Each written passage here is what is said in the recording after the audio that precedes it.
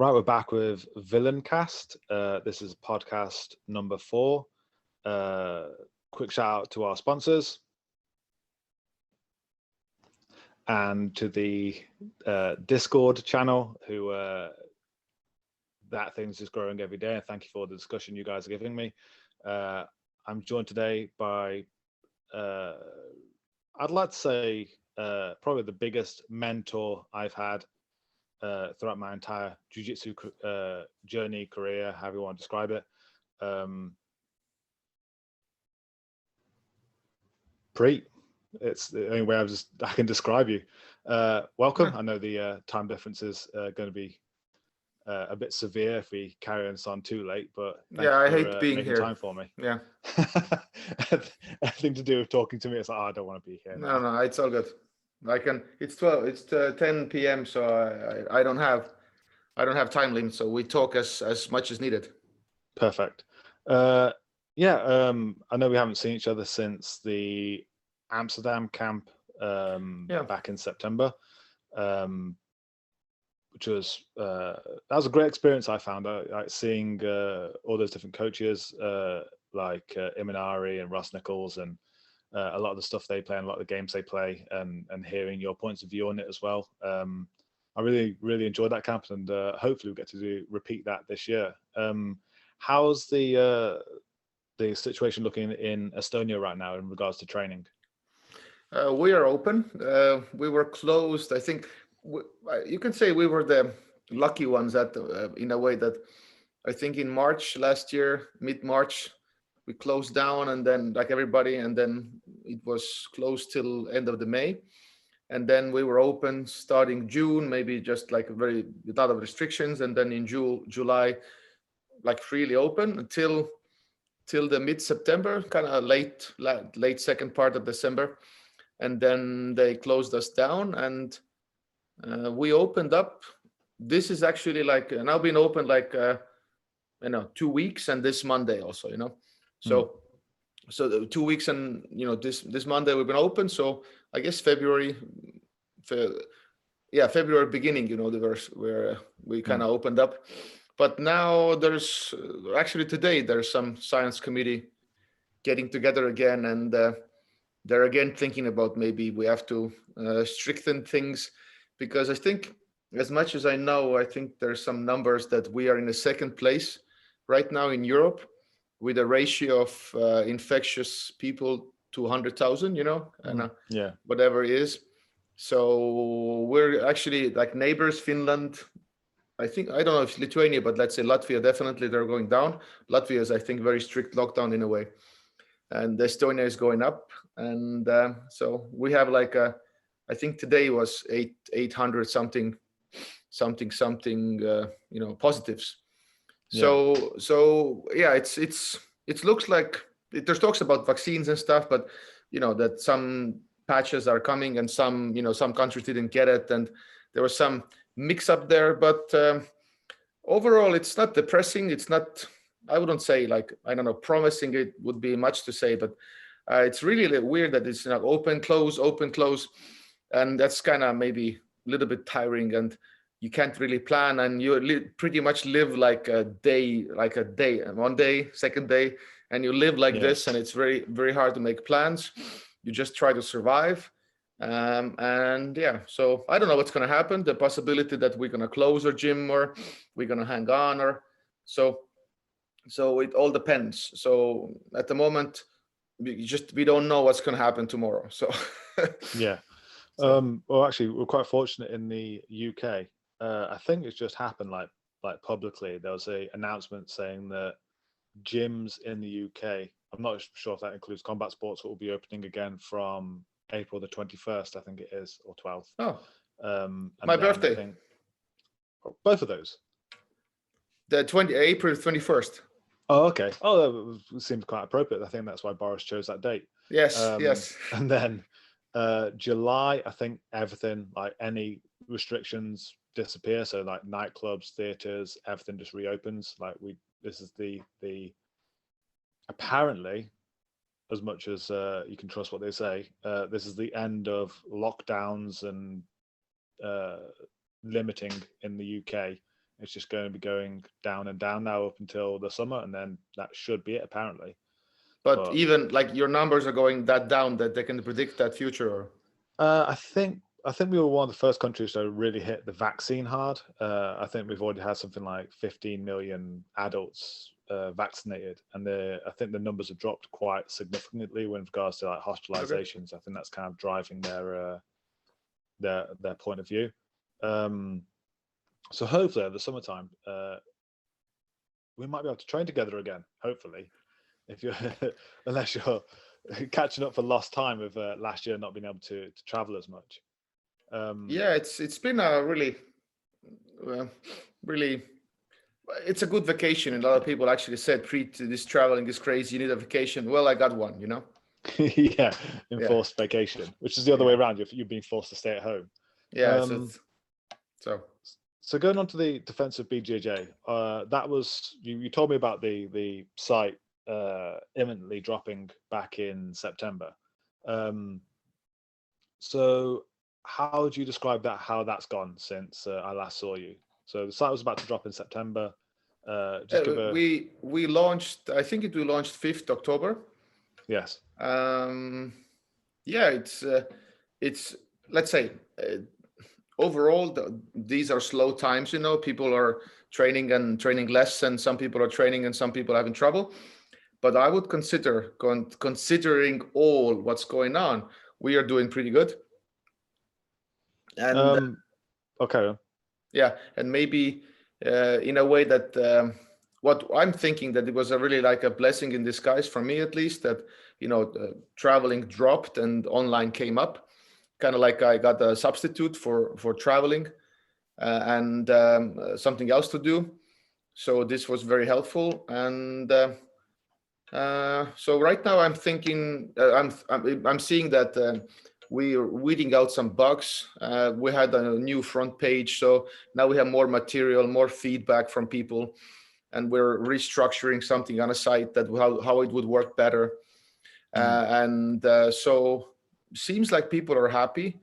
I'm giving a lot of narrated feedback, and I'm doing some technique stuff, and there's some forum activity, and so overall I'm happy. I'm happy that I can still produce material. That's usually the hard part, to just putting always the techniques up. But I'm happy that actually it has actually become like many feedback. I just yesterday got some feedback that it really is like online coaching, that I interact, I put videos, I talk to people, I narrate, and they send me like their question, and then I answer with a video form. So it's not only techniques. And that also kind of helps, because otherwise, if you join a site, it's fun, but you have an accumulation of techniques, like over and over, new stuff, and you don't have time to practice them, or just visually they look good, but you have to train them, So, and also what makes us, I don't know if everybody else does it, but I personally haven't heard that. But so I don't want to hurt anybody's feelings, and people can correct me if it's not true. But we also give homeworks. I give homework to people that let's say January and February was part that people had to practice hawking. Hawking drills, like how to drill them. I teach them how to drill different drills, separating limbs. Bottom limb, top limb, making them flat. And they send me stuff, and I critique that. I send them feedback. So right now, at first we did like a month with the topic, but now it seems like 2 is better. People have time to train and get feedback and still train. So that homework part has been really like helpful, and that those techniques also are in a site. They have more context because people have time to practice them, and I can point them out like answers to their problems, so to speak. So they have value, not because just visually, it's a cool version, but they actually can get help from those techniques. And probably some are missing, so I make new video or something, that if somebody wants something. So overall, this has been like let's say slow times, also good, weeding out bugs, really understanding that it could work, that the people are subscribing, so they're not bashing and they're unsubscribing all the time. Yeah. So we're seeing that we have steady memberships in that sense. So And so far, nobody has said anything bad, so to speak. So I'm very happy. I was kind of scared about the project because it's a full-time commitment. You have to be there, produce, talk to people, and but instead of traveling and visiting people in seminars and just getting in touch and helping them this way, I have actually found a way that I can reach people like this. If $15 a month, and I don't think the value is clearly there. It's like usually the prices for online stuff are $25 or something, Roger Gracie or Mendes Brothers or something. So I think we valued that quite good, and because I don't want to compete with all those wow sites and stuff. So we have a niche that we're doing, and it seems to work. So I'm very happy because I wasn't at all sure about it, how it would work, and who even would sign up. Yes. Well, actually, that kind of leads into like the one of the main topics I want to get into was that obviously we've known each other now for, I think it's coming to about 4 or 5 years. I can't remember. I think it's 4 years. I think it's mid 2017. Yeah. November. It was the first. I think the first camp you went to. Copenhagen, 2017 June. Yes. Obviously, back then you did the class on turtle, I think it was, and close guard. Maybe. Yeah, turtle definitely. I don't know if it was close guard. I don't know. Well, I do remember you saying to me something about close guard, that I'll force you into close guard, then I'll heel hook you. I think was one of the things you said during that seminar. Okay. And I did heel hook you. I think you did, yes. I think I went for X guard or something, then you punished me for it. Going back to back in those days, so it was the first Globetrotter camp. No one really, apart from maybe SBG based folks and your own gym, knew about the defensive system that you've been working on. How would you say, because obviously you developed a lot of Running Man and Panda prior to the Globetrotter camps. How would you say the system has developed and changed from those first days of just you and your gym and the occasional SBG seminar to the Globetrotter camps and going pretty much all over the world with this, to Fanatics and the online output that you're giving with a lot of feedback from all over the world now? So have you found that there's been a marked growth in the system of almost like I don't want to lead the question too much, but you have more brains on it, and so you can see more angles of where there could be gaps, where there could be improvements? And I was wondering if it's changed for you in that time. Actually, you could say that, yeah, more eyes, and then I have to be really careful what I'm claiming and what I can do, because I can get exposed a lot. I think even Patrick said something in Facebook recently when I mentioned the Sahabi podcast, that he was saying I think many people 2017 or even a little bit later, they thought it was a hype, and they usually people wait for hype to die a bit, and I get exposed and it's normal again. But seems like I've really had something, and now it's just been growing slowly. And I wouldn't say I've been exposed, then it will be like a fake. It was something, and it's definitely different than everything else. So in that sense, it hasn't died. But I would say I've been developing this, I don't know, 15 years. It started with just with a head on a mat and a little bit trying to prevent a crossface. If I'm correct, we got this idea from Saulo Ribeiro that, we just avoid the crossface, and so you're just playing head on a mat and really squeezing so they wouldn't get access. But it was still not, because with hooking pressure and stuff, it's even better. And it started like that, and then I've actually called, maybe maybe you don't know, I've called one version of turtle. We called it 300 because 300, there was a big famous what? Yeah. I don't think you told me, but yeah, no, you're on about the situation, the historical. The battle, the narrow field and stuff, and they could fight back. So one of the first turtles actually I don't know, I guess first experimentation was actually I was one shoulder. So if I would be in turtle and you would be my left side. I would be like my far shoulder would be on a mat, and my both arms could be here. So we call it 300 because I'm funneling everything here. Right. And so then we had like a head on a mat, and we have this now. So I don't think we have. Yeah, Hawking. Hawking was even last year. We had certain like a last click, and it just magic. Panda is really recent. I think Panda happened even during the Club Turtle time. I just started to play it. It's really late invention. I have no clue why. I don't recall why. I just was like, okay, let's try this. And I know it right away if I tried. I know it worked even better than I hoped. And I was like, whoa. And I have no clue why I got inspiration, because the only thing I saw is Tellez doing that. Transitionally, he played that. So I think coming to Clock Turtles, the good part was, let's say, I would say I'm peaking right now even more with an information and stuff. And it's really, really like Hawking was last pit was really good. But I felt like when I came to Club Turtles, it was already ready enough that I could already play against even like against black belts and stuff. And I was that confident, and I was already giving back away and playing back forward and turtle. And so, and then we had the toes on a mat version. Now we do a seal feet also because we know more. So I would say it's clearly, I wouldn't say it has developed in that sense, but I would be lying that if I would say it hasn't.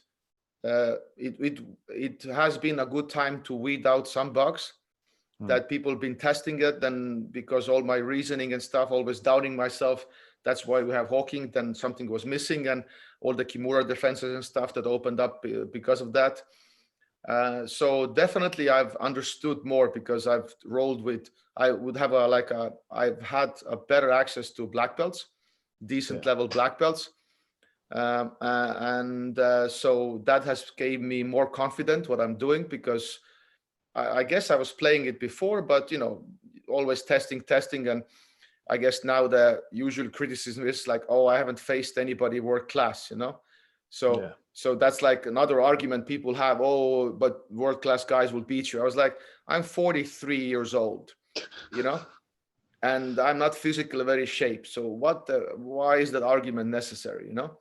So and why doesn't bunch of black belts that are decent level, why they're testing on me that it works doesn't mean anything, So I think this is already like a good evidence that that it works.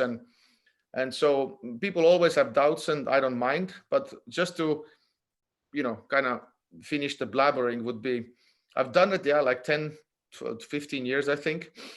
And I'm happy it was peaking by the time I was, it was a coincidence, I would say. I was peaking at that time, and definitely bugs, but I couldn't say like what bugs. Maybe certain maybe turning more the shoulder in, or when we do back escapes and stuff. And so it has definitely been a really good testing period to really be sure that. And also, everybody started first. They said like, that's Priit shit. Now it's like a hashtag, So I remember that's pretty much how people used to describe the game. People are that's like weird stuff, kind of like. And then I'm really happy that everybody was doubting it. It was so different, and now Charles is doing classes. Was doing classes in Iceland. The topic was shamelessly stealing from Priit and adding to it, and so that was a class name. So. That's definitely respect given that. Okay, I like it. It works, and I'm adding my twist on it. So now, but it took two or 3 years like this. So, and I'm totally fine with that, because people have doubts, they need to test, and that's how it happened. So I'm happy that it's going slow also, because we need time, because otherwise it becomes a hype and it's too fast, and then then you're gonna burn it a bit. One of the interesting things that I found, I'm not sure if you have as well. I referred to it on a chat podcast I did with Naki last night, is the idea of like a paradox with what you're teaching, or an irony or something. I'm not sure which term to correctly use. Where obviously there's been people who have who you've taught, and there's people who've come to the same seminars that you've taught in my gym. So they've learned the exact same stuff as I have, but gone back to their home gyms, and not being able to use it, as in it hasn't settled with them.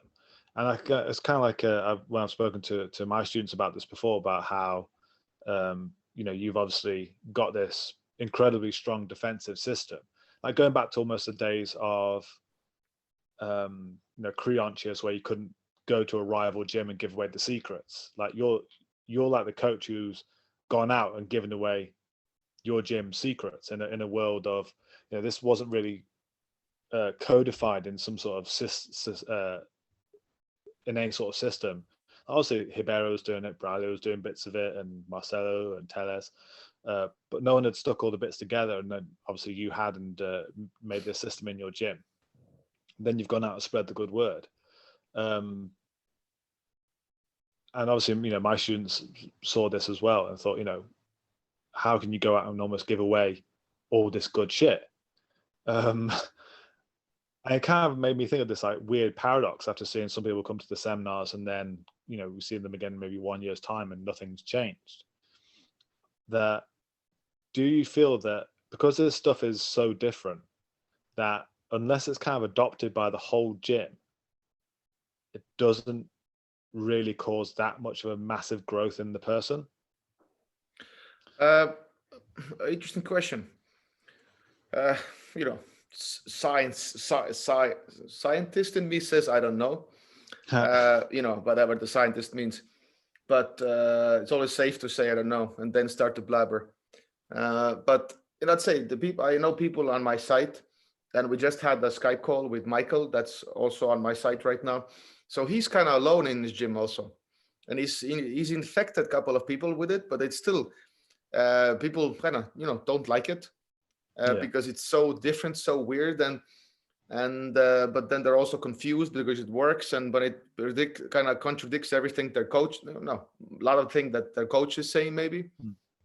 And so then it's like people are confused, like which one I believe. There's a lower belt and there's a coach, and and it shouldn't work, and it works. And so I definitely say, believe that if it starts with a coach, like coach is saying, changing something, that if I can influence the coach, and that's what I tried to do when I first went to Leuven camp, when I had that speech, when I alienated half of the coaches there, because I was specifically talking to them, and some people have mentioned that you didn't talk to students who was in seminar. I was like, no, I was targeting you guys, and I was right away like unfriending like half of them. It wasn't maybe the nice strategy, but I did what I did, and it seems to be I'm here now, so all good. But I don't know if I go back and if I do it the same, so I don't know. But definitely it's very, very helpful when somebody higher level, like who's a little bit like helping coach, like assistant coach or like a main coach, to changes, and then everybody has to do what they do, and they can prove it, because they're black belt anyway, or and nobody can challenge them because they can do it. My thing goes wrong, so to speak, and still pull it off because the experience. But if you start as a white and blue belt, and you start to be a rebel in your gym, like alone, and play like pandas and turtles, I have gotten, not like 1,000 messages about it, but let's say enough messages that people say, like, they always tell me, don't turn the back and don't play panda. And this is, and then I'm saying, like, keep doing that, and prove them wrong, because it works, and it's a really uphill battle. And I just told also, some conversation I had that I enjoy that through the site I've created those people that are practicing everything in their gym, maybe if they're like, some lower belts, and they can feel what I felt. So I can share my frustration and unload my frustration and make other people feel it, because it was an uphill battle, because you always hear that don't do it, and you still see some truth in it, what you want to do, but resistance is so big, so you really have to be stubborn and seeing something and evidence and everything. So I definitely appreciate your case that you had a gym, and I'm happy I could hold you there, because it let's say it was a 50-50 in that sense. I could or could not, and it maybe imagine that when nothing happened, then I couldn't push my agenda on you like what I could do and stuff, and then it would just still go like do something else right now. And so it was totally why I chose maybe to play with you like this, but usually, because me, I usually play turtles and pandas and stuff, but I was just holding you in side control, Yeah, So, that's I keep recounting that story. yeah. So it was a totally different role, and why I decided to do that then, and then it was like a lucky break, that because that kind of influenced you a lot, because you couldn't move and it was about the elbows and stuff, and so, but it wasn't the role I usually do. Yeah. And then, so like a really weird coincidence there, and then you invite me to England, and then we UK or we start to work together, and then you make it happen. So in that sense, your case definitely is more beneficial for a gym. And Well, that's been kind of the what I've kind of noticed. I don't know if you've seen anything similar. I don't know if we're more of a unique case because of it. Is that obviously this stuff works well, any white belt, blue belt, and obviously you've seen all the messages of people saying they've become the hardest person in the gym to tap. Almost like that's like level one. As soon as they hit that kind of level of the basic kind of postures, they become exceptionally difficult to beat. But obviously in our gym, we went through a phase of everyone became impossible to beat, from day one up. And then there was obviously a switch, because we're all playing it, in that we almost went to level two, in that because we couldn't break the postures. And this is kind of one thing you've obviously told me a few times and said, on your Facebook page, is that you attack in transition, not the positions. And so it almost felt like level two of this that should be reached, is if enough people in the gym play, is actually then being able to hunt in the middle of the trenches. So obviously, you've got for anyone listening to this who listened to all these terminology and is wondering what the hell we're saying, I think again, it was your words to me, was that you have the trenches that you're safe in, if you imagine from like a World War I perspective, and then you try and get to the next trench without being shot, and it's your run across no man's land which almost determines then the effectiveness of the whole system. And that's something that we managed to work on quite a lot and take to, like, I don't know, level two of this kind of system, which is kind of like placated then the students of that. Yeah, you can give this information out, people can kind of learn it online, and they become super frustrating in their gym. But have you noticed that kind of similar thing? Have you heard kind of similar feedback of people being super difficult, but then getting caught again after a certain amount of time? Like, are they getting caught in the transitions? Is that kind of the remedy for that problem? That in that sense, I know what you mean, but I haven't encountered that, because usually there's 1 to 2 or a lot of our cases in a gym they're practicing, and there's also gym that they're changing also, but I haven't heard that. Or let's say people have said that maybe they get caught now in transitions, and then they know how to transition better because blah blah blah, so it happens automatically.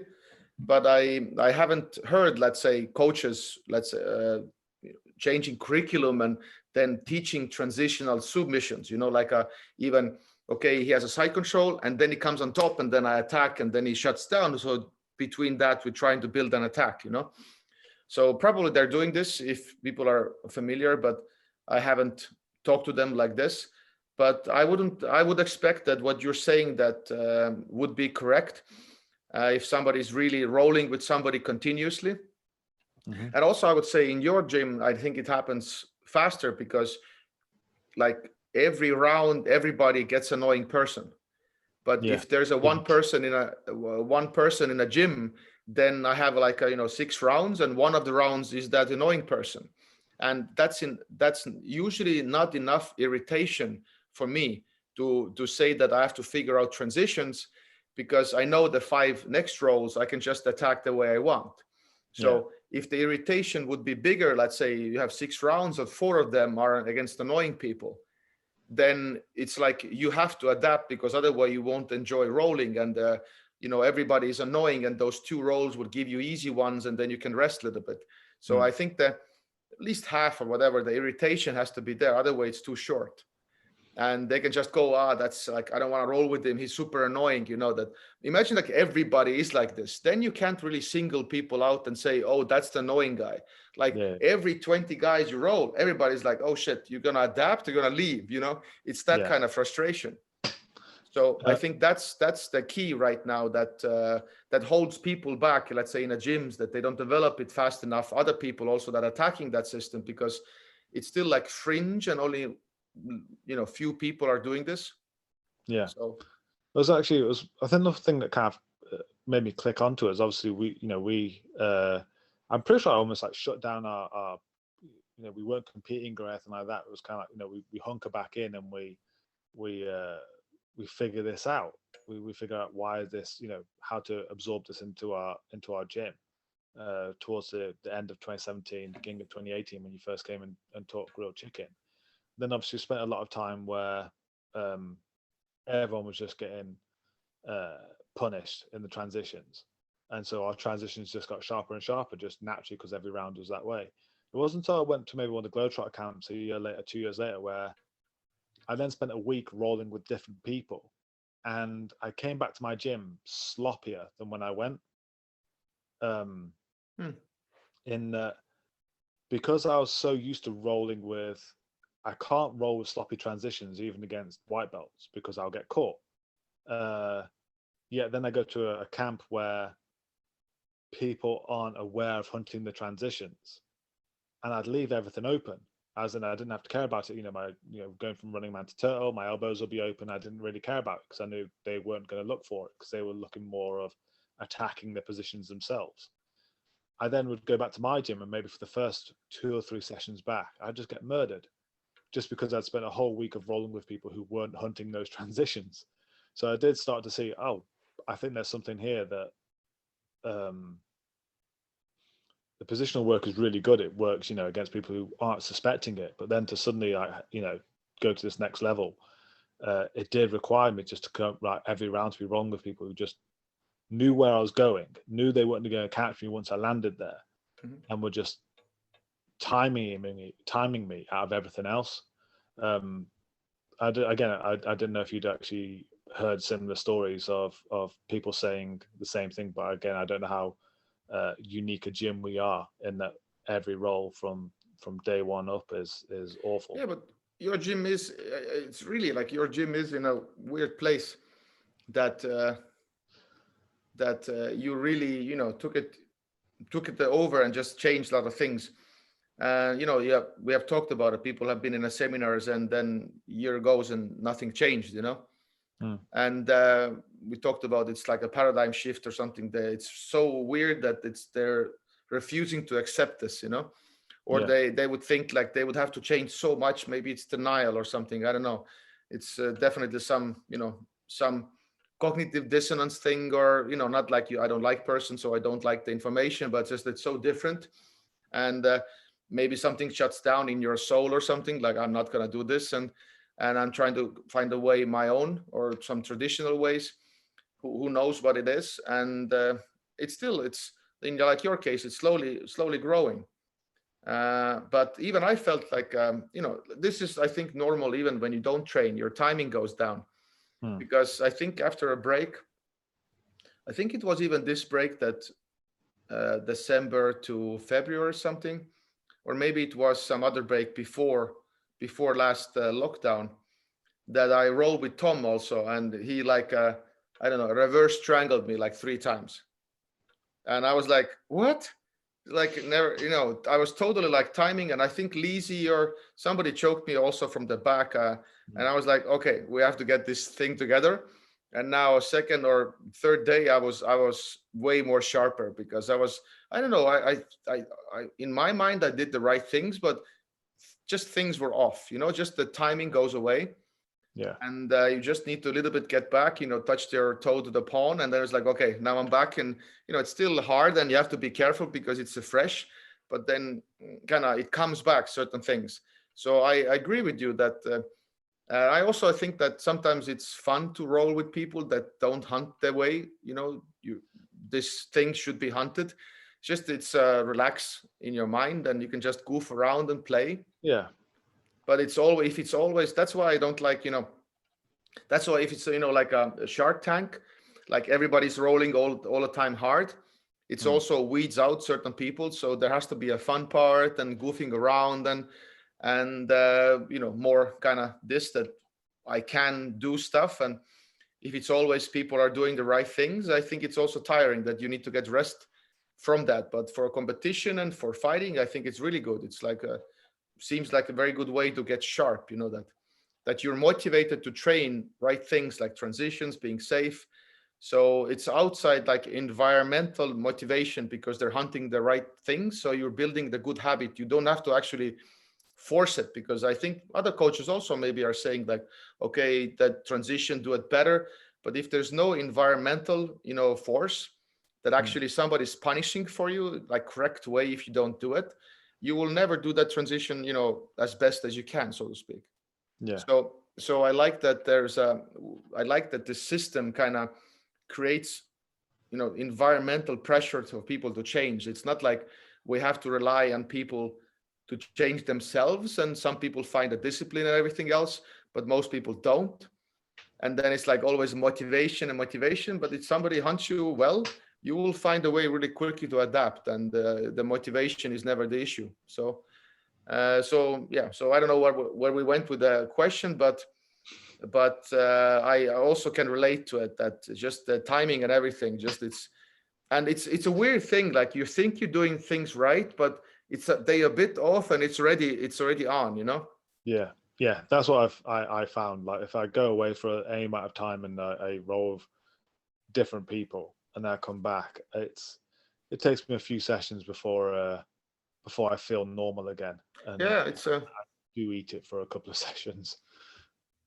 yeah, like you can see it clearly. You can see it. Same thing with leg locks. If you don't practice leg locks, like Yeah. defense for a while, it's just something goes like totally wrong. It's like you go like, I got out from those things like 2 weeks ago, and then you don't practice them against good people, and then just something is off. Like a small change with the toes and stuff. Just timing is off, and you lose it. And I've talked to wrestlers who talked about it, that they don't do like a parterre work with a good person, good timing and stuff, and right away they're getting thrown like like in a washer. Hmm. So yeah, so it's so sad to see that this disappears so quickly. Well, actually, that kind of goes into one of the other topics I want to like broach upon. So it's kind of the lead in is with the video for Haas. Was it last week?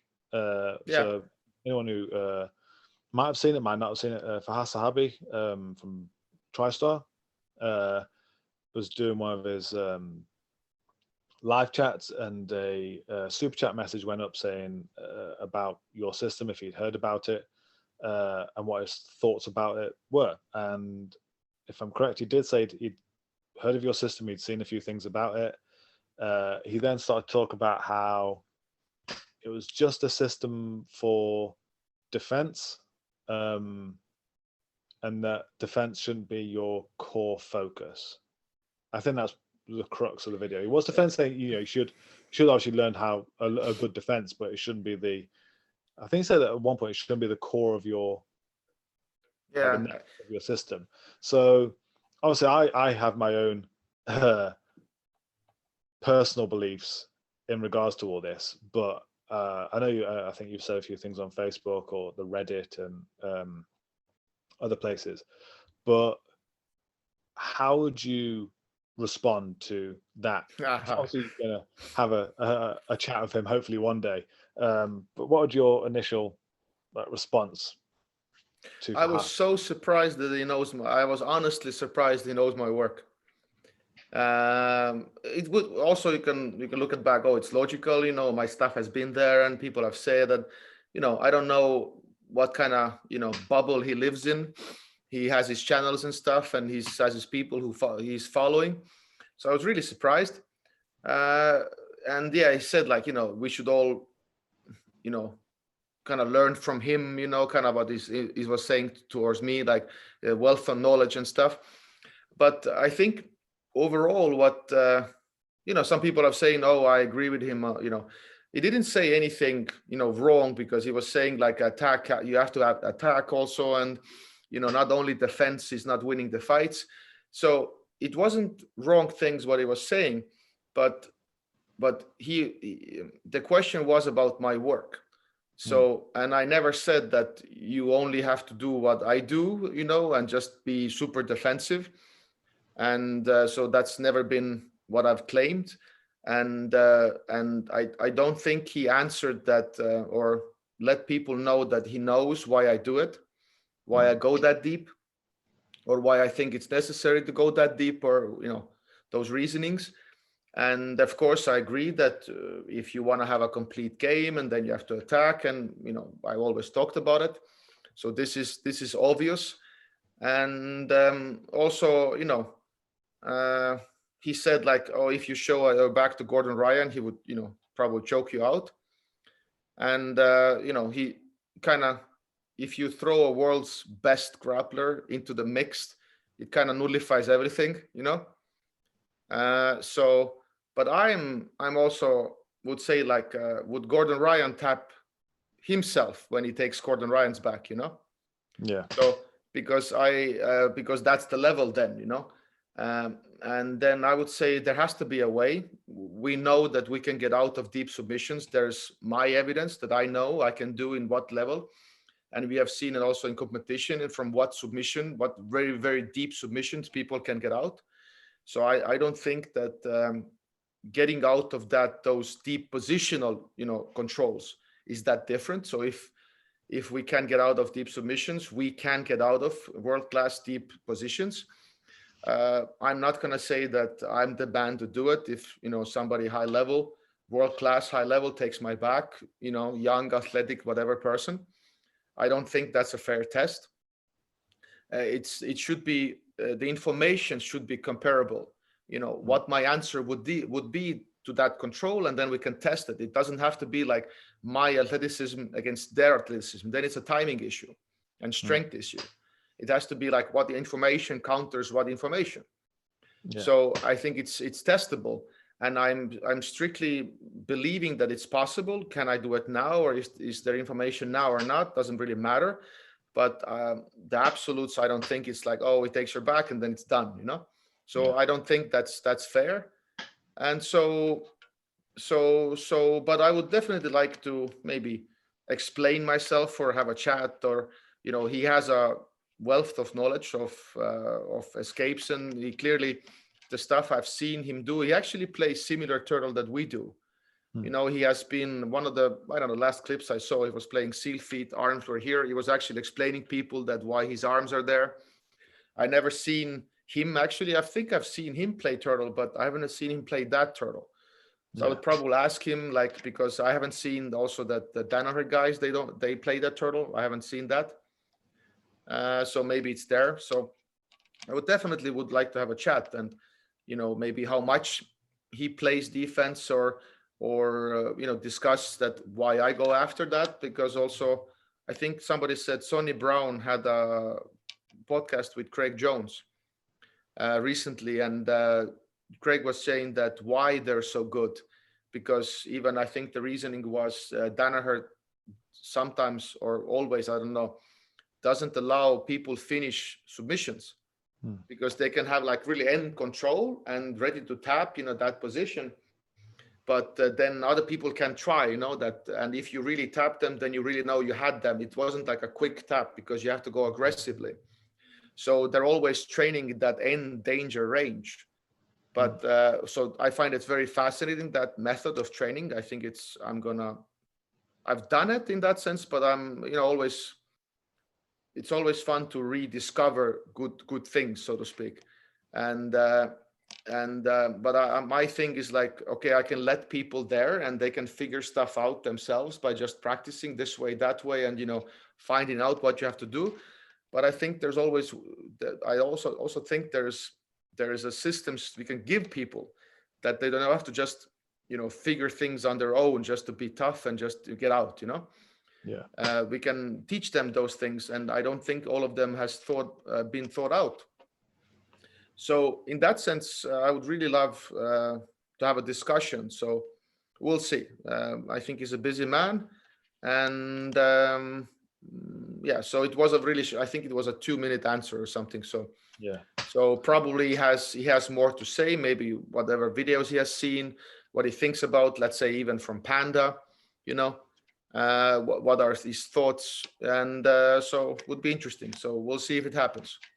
I think one of the curious things, obviously, knowing you and watching the video and knowing the guy who asked the question, is obviously, you're kind of, like you mentioned, a defensive BJJ, your niche is defense. And there's, I think, maybe a slight confusion about, you have obviously the late defenses, which we've just spoken about, like the super late armbar defenses, the super late choke defenses. But then the other side of what you do is the super early stuff, like hawking, the positional stuff, and how that fits into regular BJJ. And part of the so you have this niche where you have a great understanding of these postures, and so that's what you predominantly talk about, and that's what you work on, because it's something that doesn't seem to be worked on by anyone else. And then because that's the predominant content that you do, it's then assumed that you are just a defensive guy. But I've rolled with you enough to know that is not the case at all. And you inflict horrible attacks on me. And I think that's the main confusion about it, is where this fits in, this early defensive stuff, is it's the part of jiu-jitsu that was always there when you look at high level stuff. Like, it's always been based on what Hibera's done and what Braulio's done. That's where grilled chicken and a lot of these things have come from. But it's the covering the chin aspect of jiu-jitsu. It's how do you be still and still defend yourself without having to do a counter to everything, which is with regards to usually in a regular BJJ school, you'd have, right, I need to know X number of side control defenses to all these different predicaments. Yet hawking and running man are just answers to side control. They're just, how do I be still and not suffer? And so that is kind of, watching him do that response is kind of like, he was pretty much just saying, oh, Priit's the guy who teaches you how to cover your chin in boxing. But then it's kind of like, not, it was almost like, because that's all he's seen of you, it was like, he's just teaching you how to cover your chin. And that's all he teaches, that you should just only cover your chin. Like, That's you shouldn't also, learn to punch out the other end of it. That's also, I think it's human nature to jump into conclusions. And, when you just talked a couple of weeks ago with Ronald, I think that if you watch Joe Rogan podcast, and if there's some scientist, they're very afraid to say something stupid, and they're usually, if it's not their field, they're like, I don't know, I haven't seen it, I've seen only so much, and it looks like that, but I'm not sure. I'm not gonna jump into conclusions, because they're always, because they get shut down right away by their peers. That, what the hell did you just say? You just jumped, because they know how complex their own field is. That somebody can make a short conclusion like that based on something. So I'm okay with that, because I have already people that are doing things, and we are growing. So we know we're doing the right thing, and we are attracting more people. And by there's definitely, I don't know, the movement or something. And it's always fun to see people that do always Priit is only defense and stuff. And so I think that's why also we decided, or the role with Kraugert, we rolled, and that's out. And so we try to put a little bit more out so people see what I can do. But definitely, I'm using those videos to promote my defensive stuff, but I guess I also hunt back a little bit there. So I think it's a growth issue, because like one of the issues I think is growth. That in Reddit also, I think that I don't have to anymore defend my things. There's like people are saying like wonderful things that Priit said this, and I don't think Priit work, and we know the reasoning why Priit is doing that. So nobody kind of calls me out or, oh, this is bullshit. They know why the reasoning is, and they're agreeing with that, because now I don't think anybody or many people go that deep. And I think soon, when we have those information more out, or if the world is more open, and then we roll again, and then some more people are saying also, oh, they have rolled with me, and they have seen this and that. So I think it's an exposure thing a little bit, because right now I'm perceiving this information on them. I don't know if it's the right thing to say. They're only seeing defensive stuff, and this is very easy to make a conclusion. Oh, this is what I do, and everybody who's under me does the same thing, or this is what I promote. And if you don't look deeper, like my interviews or the reasoning kind of makes it look like, okay, this is that guy's role. This is like a Tellus, he promotes that, and they can see Tellus, what Tellus does. So it's easy to put me. Tellus is also aggressive. He attacks, and he has old stuff is like turtle sweep and kimura. So, but clearly compared to how new school attacks with leg locks and everything else, maybe you can say that Tellus is more passive in that sense. And the way I roll, maybe I look, oh, they have a comparison. Oh, Tellus is the same, and he does this, and he doesn't attack so much. But Tellus also has octopus scars and stuff. Or maybe they have seen Tellus attack more and I attack less, because of the defensive stuff and YouTube and stuff. So I think it's exposure thing, and I don't feel offended. I think it's justified if people want to jump to that conclusion. My only reason would be like, why would you do that?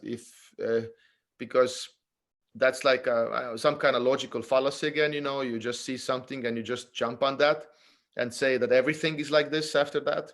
So that you should really do research if you want, or if you don't want, then don't jump to that conclusion, and don't talk about it in YouTube or internet like about something, because people will call you out on that. So but that's in those days when everybody has an opinion, and people are talking. That is to be expected also. And so far it comes with the territory, and I know what I can do, and I don't mind that. I think as well, I mean, I said this in the podcast of Naki last night, is that someone asked a question of prioritizing the time in their gym. They're a student in a traditional gym. How do they prioritize what they do in their roles? And again, I kind of took inspiration from what you do, what Graugart said to me like 8 or 9 years ago in a seminar, is that roles aren't just about, they can be, obviously, if you need to sharpen up for a competition or anything like that, about figuring out timing and how to actually, play the jiu-jitsu game.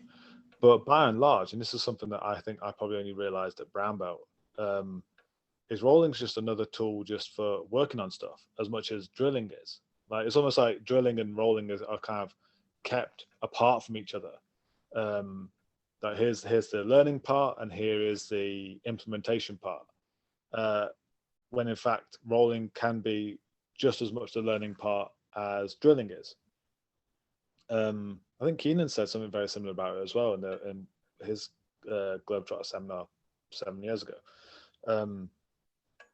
And like I said, I know the mean style of jiu-jitsu you have. My jaw can attest to the mean pressure you are capable of. Yeah, obviously, you don't see every roll as a fight to the death. It is, you have things you're working on. You want to work on improving hawking, so you just, you lay there and work on hawking in the role. And this is something I said to this in this podcast of Naki last night to this person who asked the question, is that to maximize your time in the gym, understand, is there something you particularly want to work on, and make that the focus of your role. I think Christian said it as well. Like he said it, I think, in a seminar in Bolton that I went to when I was still a white belt, is that this idea of take something that you want to work on, write it on a bit of paper and stick it to your fridge, and every role that you have from now until this time next year, you will do that technique in every role. Even if it's once, and even if you fail it a million times, you will have a million different ways of how not to do that technique, and you'll understand it a lot deeper. Because if you're going to be in jiu-jitsu forever, what's the harm in taking a year to learn something? Obviously work on everything else at the same time, but have a focus. I think, again, if people only see you at some of the Globetrotter camps when you're being super nice and the videos, they would just say, oh, you're the defensive guy. But I know you've been working on this stuff. Yeah, so I think for a lot, I think you can read about it. I've read it in some point somewhere, that it's like, say you said, like, million ways to, you know better, you fail. Actually, for a lot of people, for most people, doing things long term, it's really hard to make long term goals, and it has to be environmental pressure that they stick to it. Otherwise, we're very bad of making long term prediction and long term, like, goals. We want always now, everything is now. Yeah, I'm in a privileged position in that sense, that I mostly roll, I think, people less skilled than me, let's say, mostly. And then I can choose the pace, what I want to work on. I want to dominate. I want to play defense. That's usually, people are surprised by it, because always this legend that iron sharpens iron. I think it's necessary, but maybe just to get tough and competition maybe and stuff, but just to learn. If you are like one of the higher belts in a gym, in a level wise also, then you're in a privileged place, because you can get really good in dominating people, and you can really good and get like escaping people. So, and also I think that's why I always talked about the talk I had in Iceland also, when I get better in jiu-jitsu, was like a 1.5 hour or something blabbering. I mentioned that if you don't have that position, that you can choose yourself, that you can force yourself there and just take the suffering because you have some higher purpose, you have to have a training methods in place, that if you try certain technique, and then, I've talked that, I don't know, not a million times, but you have certain things you work in the class, and then this position has to happen also in sparring. So certain behavior is encouraged, that if you go to that position, resistance drops to 70-60%. So, and you can try it, and you can't get submitted in there. You have to practice. And if the sparring leaves that position, sparring pace kicks back in. So you have ways to force people to do certain things. And even, let's say, even if gym, maybe you have a freedom to do your stuff yourself, or if you're like a coach does know something and its coach is leading, then maybe just say, oh, today, guys, everybody does more than average hawking, and then you cannot submit from hawking. You can try to pick it apart a bit, but you have to test it. And if the game leaves the hawking, everything kicks back in, so you can submit them anywhere else, so to speak, but not in hawking. You have to just test the position as much as they're good at it, that they're close to their resistance pressure. So you can test this everything. Like, I really think that most people, like most of the times, should have a goal in their mind. Maybe even, let's say, if you have 1 hour rolling, then half an hour is with a goal, let's say mostly hawking, and another half is like do whatever you want. So you force certain behavior that usually people are lazy because they're not going to try something they're good at. And if the risk is to get caught more than they want to, they will not do it, because it's like they don't want to get tapped. But if they cannot get tapped in hawking, they will more likely go there. And if they cannot be tapped, so it's their way to, to take a rest and get better at this. So you create those kind of behavioral trenches. And it can be everything, like back escape or armbar or whatever. Just get the triangle. Today, you're not getting triangled. They cannot finish the triangle. They can put it on. So you're kind of, there's like a whistle coming from your, mouth, kind of like, you're getting there, but they cannot tap. So it's fun way to play it. Now just everything, put their arms in, let them try triangles, but they have to let you escape. And you can really stay there and get really proficient. So that kind of goes, that's what I'm saying, that kind of goes with what Danaher was saying, you can't finish. Maybe it's like at all submissions you can't finish, or maybe particular submission you cannot finish today. So that right away funnels everybody to try that submission because they can play it. So always, I think those kind of behavioral things are forcing people, and always deliberate practice, or So I think many people are not in that privileged position, like weight wise or level wise, that they can choose themselves. So the coach has to create that environment where everybody has a chance to try certain things. I think that's one thing that you instilled into the gym, and I don't know if I've warped it and ran with it or something, is obviously, I've traveled extensively as a student, going to different gyms, trying to learn how to run my own place, from even as a white belt. And I've been to the gyms where you go in and you drill, like there's a timer, you drill for a certain amount of time, like an arbitrary number or an arbitrary amount of reps. There's no talking, it's drill, next technique, drill, next technique, roll, and your coach chooses the partners. And one thing that I actually did pick up then that I'd like to say on this is that the value of conversation and dialogue between training partners was one thing that was one of the main things I've adopted from the visits you paid to our gym, is that when you'd have some drill, I don't know, for a certain amount of time that you dictated, and then almost twice the amount of time was then spent talking with your partner and saying what you wanted for the next drill, like how much resistance, how much what worked, what didn't work. And that's then something that I've kind of taken on, is that this whenever we do drills in the gym, is that I say to people, I don't care how many numbers you do.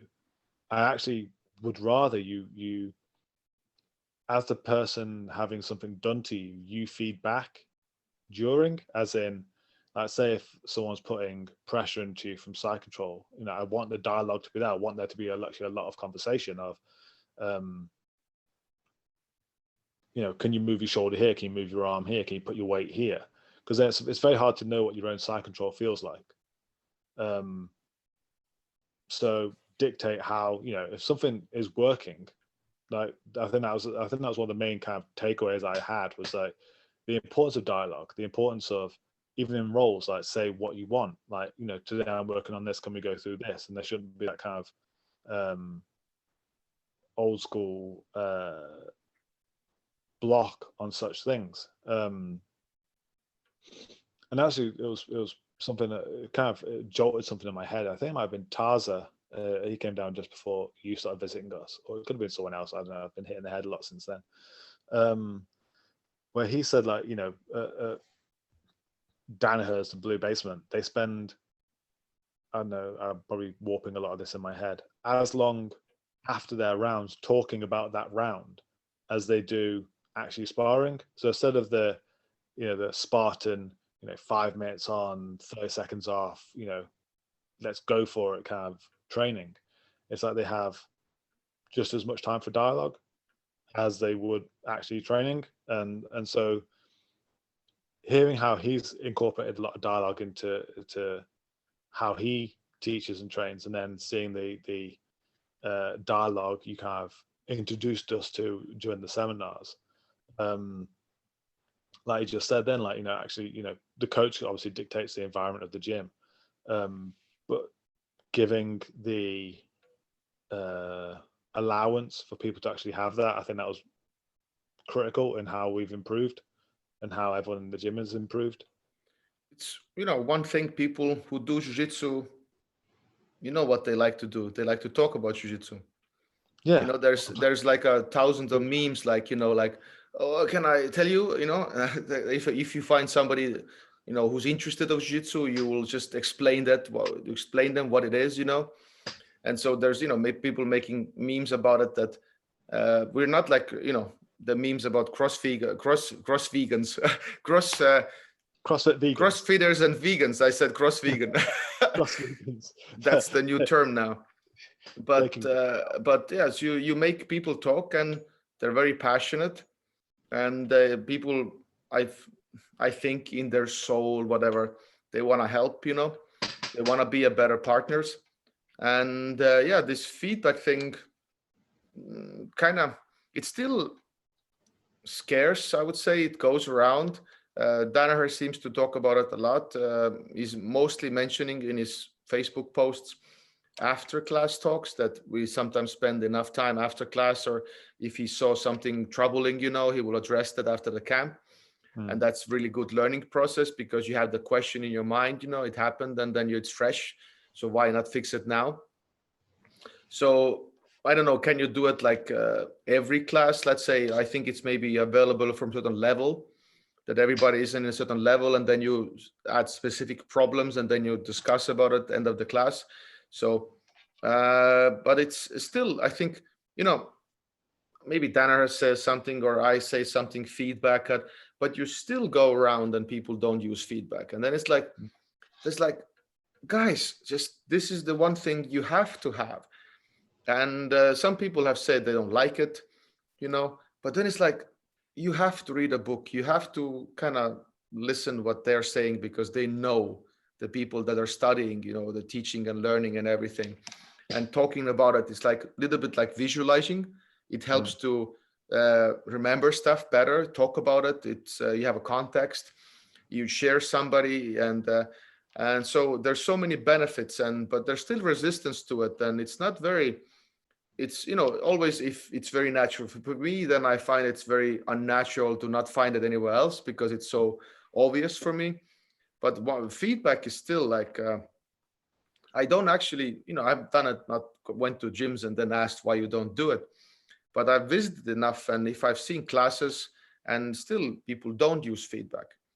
And for me, it's like one of the easiest tools to make people engaged, in a situation.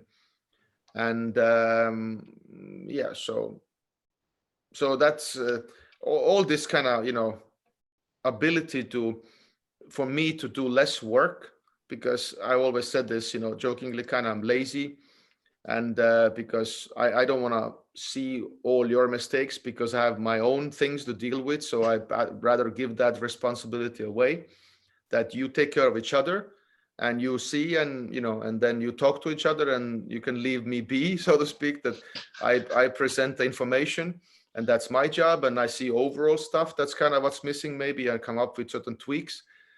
But this has helped me as a coach a lot, as using feedback.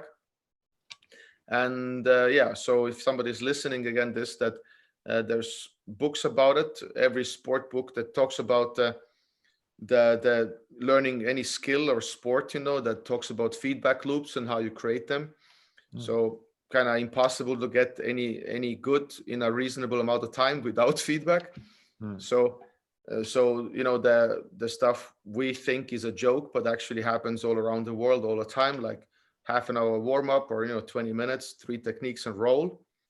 And even those techniques are 10 minutes, and then just doing them, and then new technique, and there's no feedback, no nothing, no resistance. And that's like that's like every day it happens, so to speak. That's everyday reality for some. And so that means also, we have work to do. And in some way in jiu-jitsu, I know I put my videos out, and I influence that way. But or I go to seminars and stuff. But it seems to be like I have harder time influencing people, like with the coaching stuff. That how much can I do like a feedback videos? With techniques, I always have this technique, that technique, and kind of like always the same theme of defense. But how much I can do like a feedback videos, it's just a one video and then it's done. I cannot do like 100 feedback videos. So that's why we're also in our site, Defensive BJJ, we're thinking, and it's already some videos are up, and also the Skype call I did like a couple of days ago was about coaching. So we will have a dedicated coaching section that we talked about. I will give whatever I can. I know what I'm good at. So like a class structure templates. That's not the truth, but you can tweak it. But I will give my version, why I do it, and you can tweak it here and there. And I teach, how to teach techniques or how to do different drills and how to just modify them. If you see, oh, it does this, and I tweak it a little bit. So some drills I just come up with during the seminar because I know what's missing. So they're not always set in stone. So that's also one of my, I don't know, dreams would be much to say, but goals in that sense, that I could get that information more out about coaching. Because I think the whole community in Jiu-Jitsu as a mainstream we can do better. And some of us are doing, and some information is out there. Mental model guys are doing this. We just had a talk yesterday with them, and we talked about it. Danaher seems to do good things.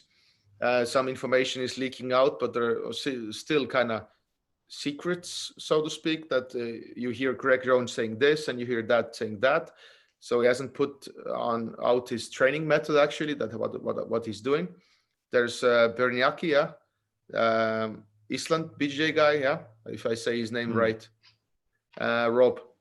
And so there are people that are talking about it, but as a mainstream, what comes to mainstream, I still feel like as a teaching methods and training methods, we can do way better. So I'm happy about it because that means I have work to do. I have purpose.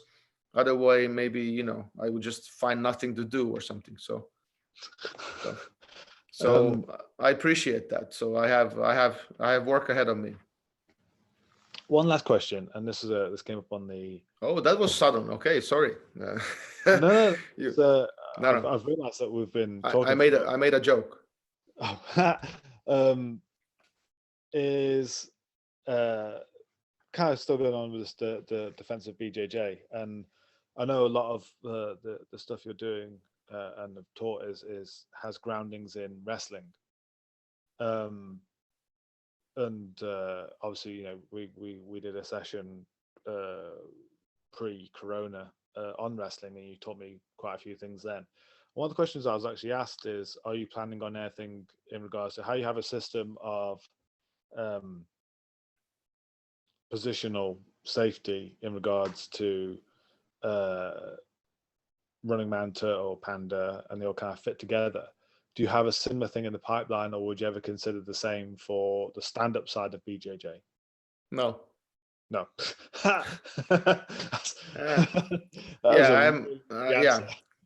I could, let's say, for me, let's say some judo throws and stuff, they're just sideways, just put jiu-jitsu, stand up, certain trips and stuff. And, if I'm saying it's not hard to understand why it works, I said with all due respect to judo, it's geometry, and they fall because of that, because you break something.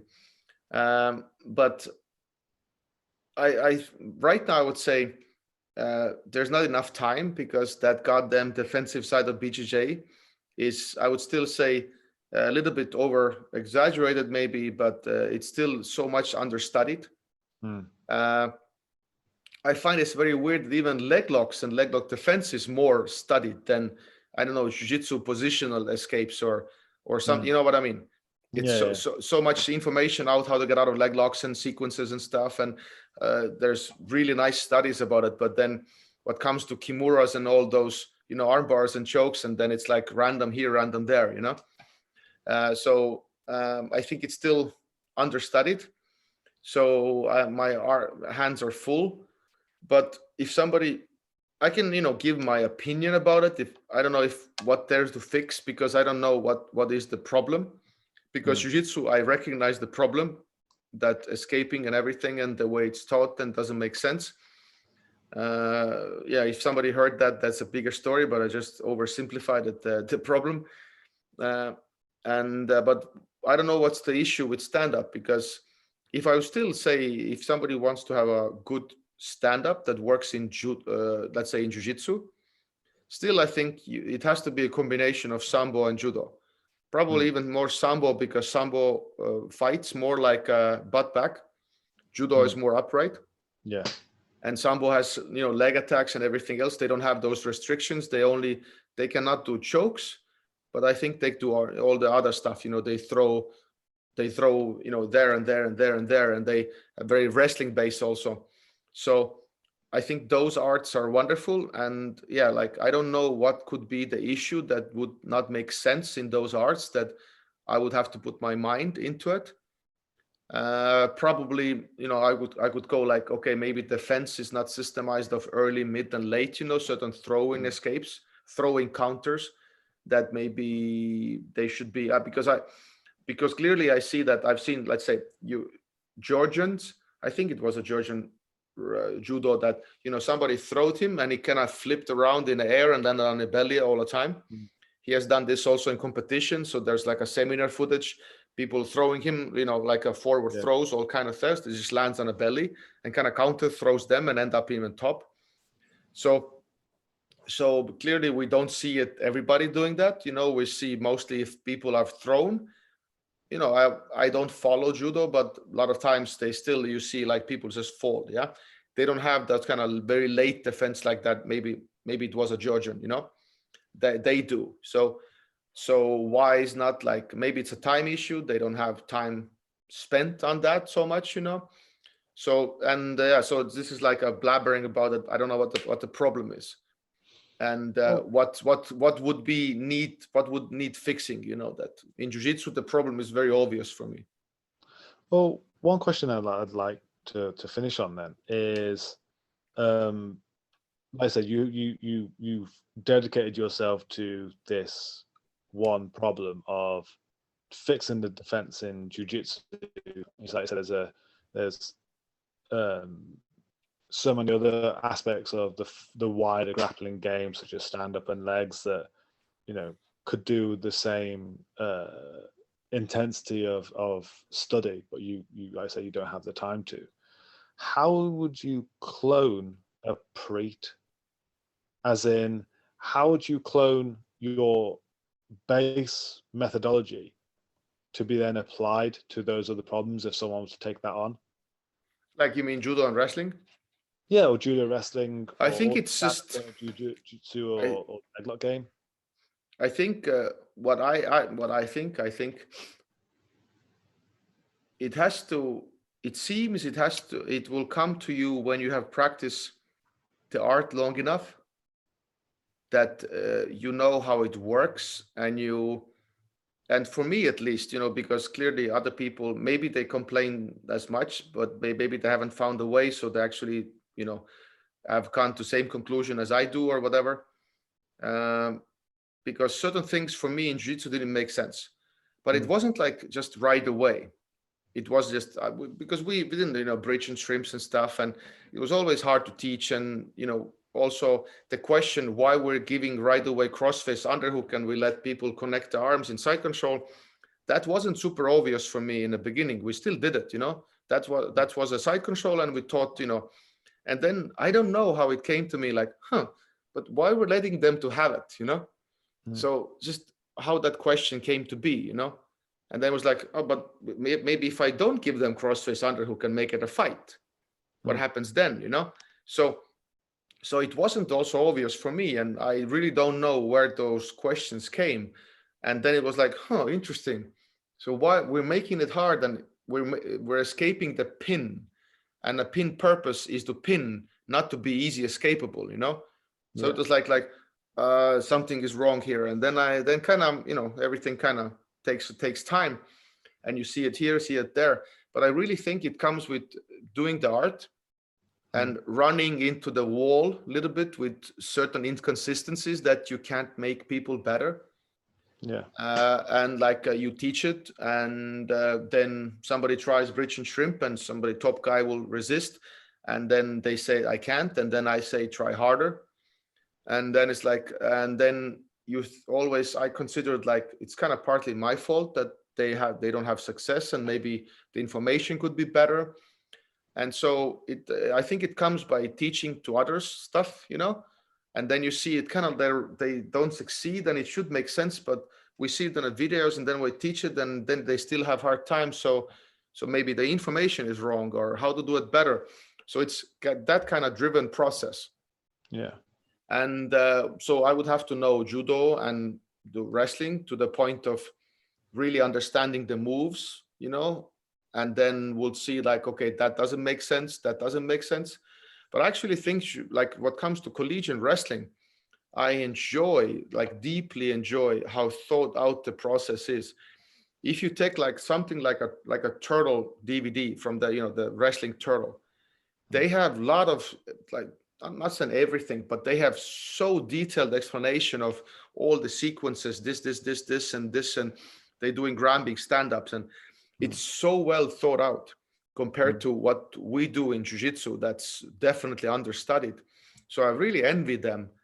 And so you really have to know it all, and you still, I think, see some advancement. Funk came with Ben Askren, kind of like that kind of very late stuff that, let's say, he fixed in wrestling because it wasn't done in a systematic way, maybe, but it was still done probably, but not in a systematic. And maybe that what they say that Ben Askren kind of systemized it, or made it a thing. And so that's why I kind of very kind of like a what's the I'm kind of like evasive answer to it, and I would have to practice the art. And then I think I really believe that if you do it, you kind of understand the base. And I'm trying to sound not that cocky, what I'm going to say now, that you have to practice the art long enough to change this base, And I really feel that I have done something like this with all the positioning and stuff myself, and also taking parts of stuff from other people's games and seeing, tellers and stuff. And but I'm not going to say like I've, changed jiu-jitsu base, but I understand how it's built, so to speak, and I can tweak it, in a way.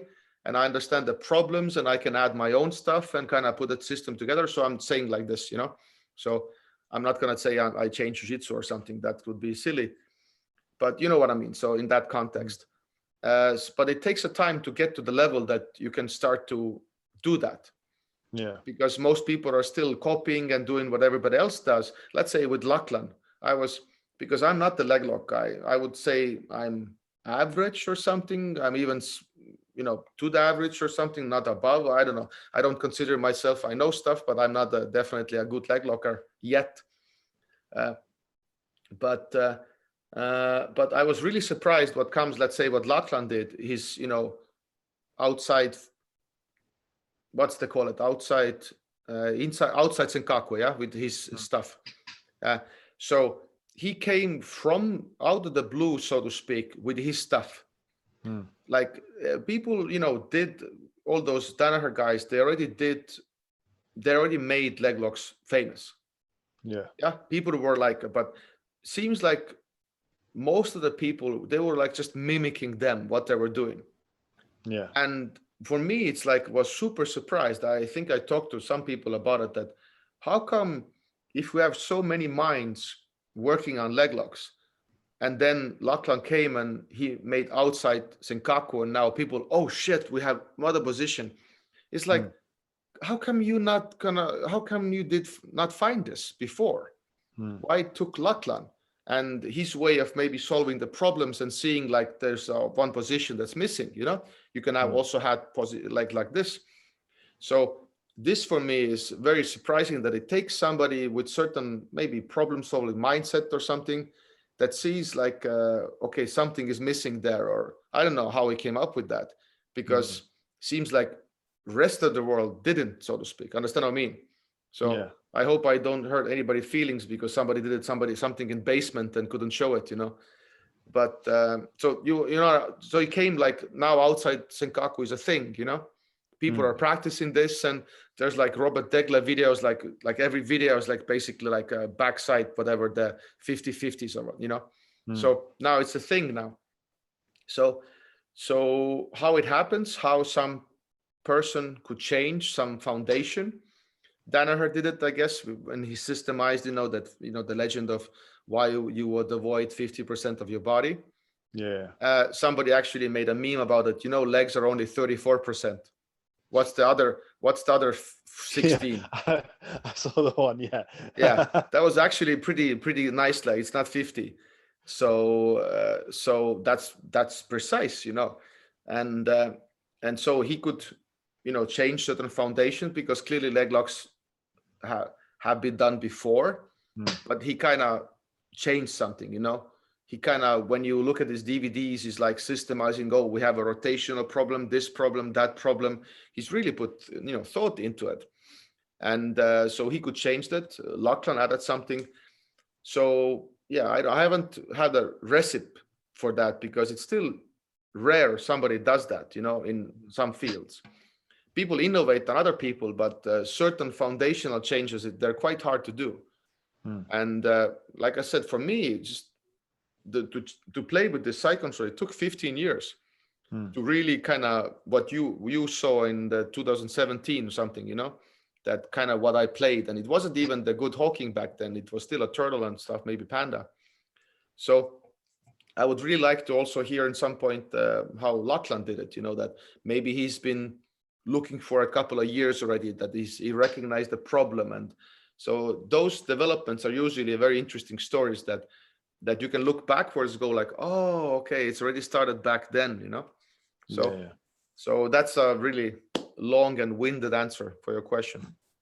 No, that was yeah, that was kind of perfect. It was it was it kind of led on from what you said about a change in perception of how people coach, and like I say, you was trying something you're leading on to a little bit with the defensive BJJ.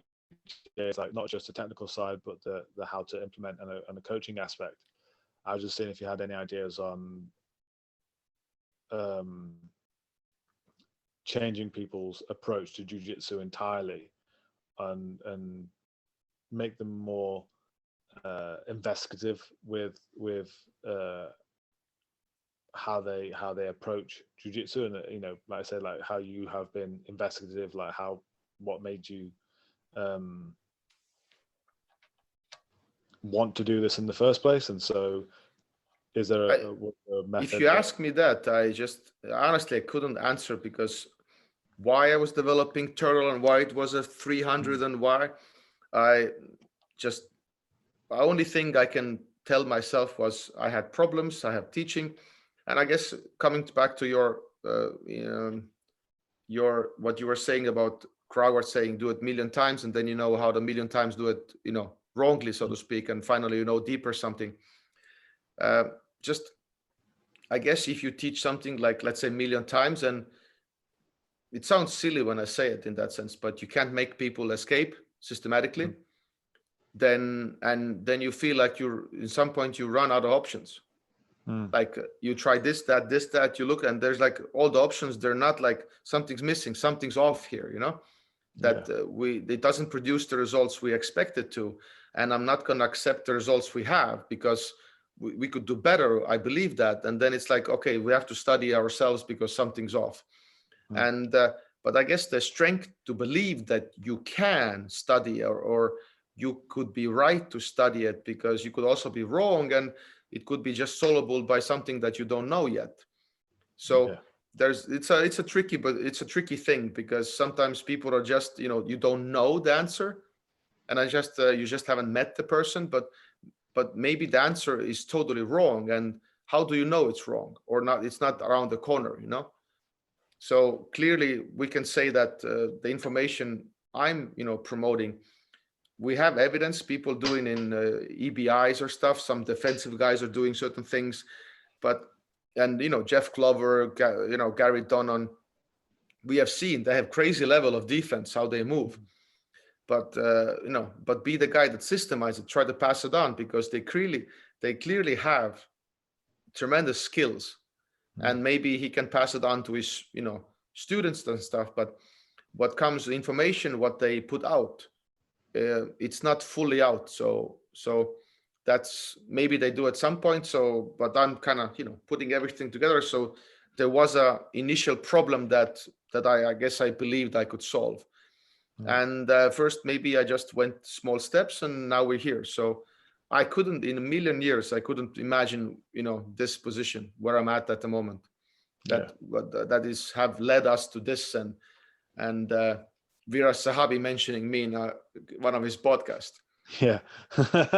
So that's all crazy, and sometimes I have to pinch myself a little bit. So, and I'm happy my work's getting recognized, but I'm still gonna try to be me and keep myself honest and not to get a big head. No, completely. Also, thank you for your time this evening. It's been quite an interesting and educational podcast, even for me. Like, obviously we've known each other quite a few years now, and it's always a pleasure hearing your thoughts on training and everything jiu-jitsu based. If anyone's been interested in anything Priit has said during this podcast, I will put links up for the Defensive BJJ YouTube channel. Please follow Priit on Facebook, even if it's just for the memes that every single day. I'm pretty sure, because we have our own gym group, that someone reposts them every day, and we always get a laugh out of them. So even if you have no interest in anything that Priit has said, just try to balance it out. It's like, this is, again, it's hilarious that knowing you from day one Globetrotter camp that you appeared at, like knowing your dry sense of humor, and like how stoic you can seem, yet the memes that come with you, it still makes me laugh. But yes, hopefully we get to see each other at one of the Globetrotter camps, or in Estonia, or we can finally get you to the UK. And because I know you're supposed to be for a seminar last April, so we'll fix that hopefully and get you over, unless your fee has grown exponentially in the past year. But we'll find that out afterwards. Could be also, backwards, like if there's no traveling, maybe I have to lower, but maybe now there's more need for me because I haven't done the seminar. So it could be, twice maybe. Twice the amount. You are aware that we might have a problem getting that many people inside a gym these days. Yes. So I'm sure we'll figure it out. And hopefully we can do another one of these, because this has been quite a lot of fun. I'm sure that I'll get many questions on it. I will also say to you, probably, maybe I'm so keen to travel, and I'm so want to get out, and but maybe you should use it, and maybe I'll even give a couple of seminars, just with, I don't know, no money. You do realize this is recorded, so I'm gonna some sort of evidence against you. Yes. Well, if that's the case, then we'll arrange something for. Yeah, we'll figure it out. I understand situation, and so we'll figure it out. No, it's always been a pleasure talking to you, sir. So thank you for your time. Welcome. I'll see you